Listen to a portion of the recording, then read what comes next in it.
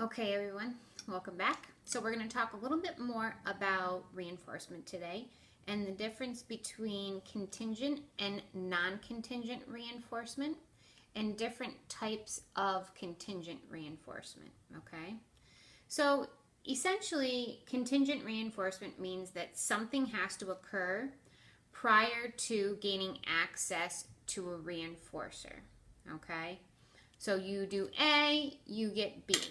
All right, and reliably, if this happens over and over again, right, we can change behavior through this process. Non-contingent reinforcement is the opposite. There's absolutely no contingency in play in order for an individual to gain access to reinforcement. Typically, non-contingent reinforcement is used to shape someone or something as rewarding or valuable, okay? This is especially important, and you might come across this in your practice if you're working with someone new, okay? The other term for this is called pairing. So you want to establish yourself as a good thing for this new person that you're working with. Because sometimes, we're coming across individuals in our field that have had a lot of demands on them. Maybe there haven't been the best well-written behavioral plans put in place, so they have some maladaptive behaviors, and they're just not used to accessing a lot of rewarding experiences from working with individuals, okay? So sometimes it's really good to come in and not put any demands on them at all, but just to play with them, okay? And just follow them around, do what they want to do, so that they see that you're not someone that's going to come in and just make demands and ask them to do things and delay them access to things that they want. But instead, they're going to realize, oh, this person is here. They're not doing anything harmful to me. They're not asking me to do anything. And then to up the ante, we're going to give them some sort of reward, something that's reinforcing to them on either like a time basis. It might be a variable basis, so maybe around every 2 to 5 minutes, okay? If a child likes edibles, you might give them a Skittle, okay? And it doesn't even have to be like, here you go. It can just be like you open up your hand, give them a Skittle, you're playing next to them. You keep playing, maybe you go over to the sandbox, you're playing in the sand, another maybe 6 minutes goes by, you give them another Skittle, and they're just starting to learn like, wow, this person is actually really cool. Not only is she not putting demands on me, but I'm also getting things from her that I really like. So then the next time that you show up to the house and they see you walk in, they're going to remember. You're going to have conditioned them to have this idea that when you're around, good things happen to them, okay? And so that's really what that principle of non-contingent reinforcement is about, all right? Contingent reinforcement is something that we most frequently use in our field of practice.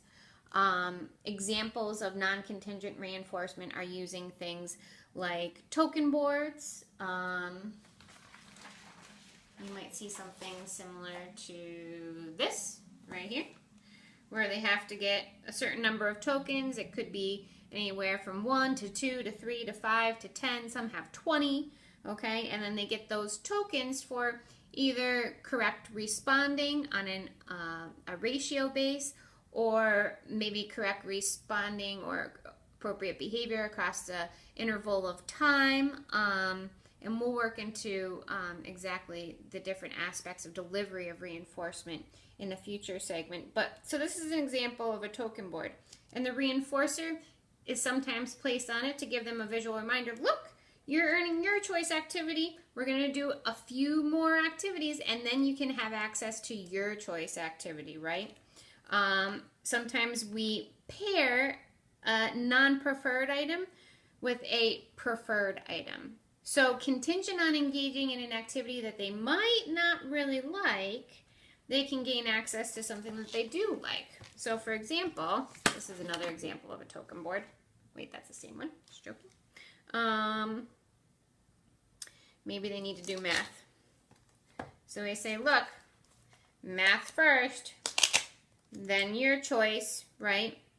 Maybe you're sitting with the individual, you have this board out in front of them, the first then board, and they start to get a little fidgety in their seat, or you notice they're getting distracting. You can redirect them back and say, look, 1 more minute of math, and then it's your choice. And it's just going to encourage them. It's going to increase their motivation to attend to the materials or follow through with this non-preferred activity because they know that the preferred one is waiting for them afterwards. Okay? Another example that you might use for a reinforcement system is kind of doing the same thing as that first then procedure, but instead you're actually making a vertical list, a to-do and done list for them. So you're pairing over and over and over again something non-preferred with something preferred, okay? And this list can continue down. Maybe then they have writing, and then it can be their choice again. And as the day goes on, look, math is all done, move it over. Now it's time for your choice. Awesome. They touch the my choice, and then they can go and choose an activity that they desire, all right? That's a useful way as well. Sometimes what I will do is put out what we call a choice board. This is a choice board, or some people call it a choice menu. And so if you're working maybe like in DTI or at a workspace, you can say, all right, what do you want to earn today for doing some activities or doing something fun, whatever the language is that you're using. And they say, I want computer. All right, nice job telling me. You can have the computer. Let's put it on. Ta-da. All right, token is first, and then computer, and then you get started, right? So that's another way that we can use reinforcement.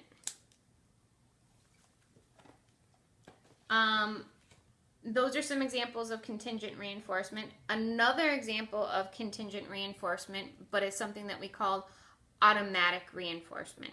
Okay, automatic reinforcement is when we haven't pre-set up something in the environment, or it wasn't designed intentionally in its structure so that a behavior had a positive consequence or a negative consequence like this. Instead, it might be something like automatic reinforcement is they use their words and then they can gain access to something. Okay, so maybe you put something in a, you purposely have stuff like in the classroom or whatever that's tucked away up on the shelves, and you know, he comes over, he asks for help, he gains access to help. That's automatically reinforcing, right? You didn't have to do anything there.